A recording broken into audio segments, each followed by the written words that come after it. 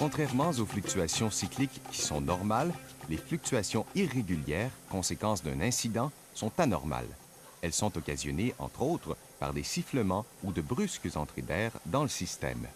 Normalement, le vide dans le lactoduc est très stable, alors que dans la griffe, il y a des fluctuations cycliques. Ici, il y a une baisse anormale de vide dans le lactoduc et dans la griffe à lait.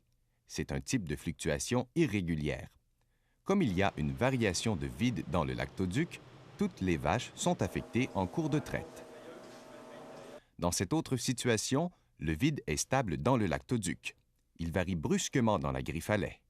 Il passe de 12 pouces à 4 pouces et remonte à 13 pouces à l'intérieur de la même seconde. Ce type de fluctuation n'affecte que cette vache, mais beaucoup plus sévèrement.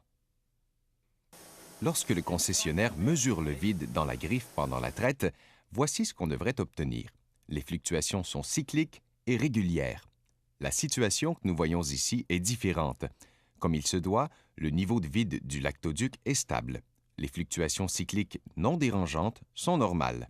Mais subitement, il y a une forte diminution de vide dans la griffe à lait. Quoique cette fluctuation dure à peine une seconde, elle est dangereuse pour la vache.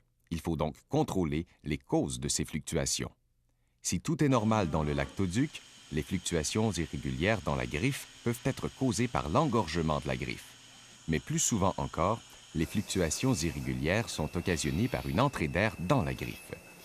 Vous devez donc poser la griffe en y faisant entrer le moins d'air possible. L'entrée d'air peut aussi survenir par les gobelets lorsqu'on enlève l'unité. On est presque certain de causer une fluctuation irrégulière lorsqu'on enlève un gobelet avant les autres en fin de traite. Les fluctuations irrégulières surviennent aussi lors d'un sifflement. En fait, les sifflements causent les pires fluctuations de vide. Plusieurs études ont démontré le lien entre les sifflements et l'entrée de microbes dans les trayons.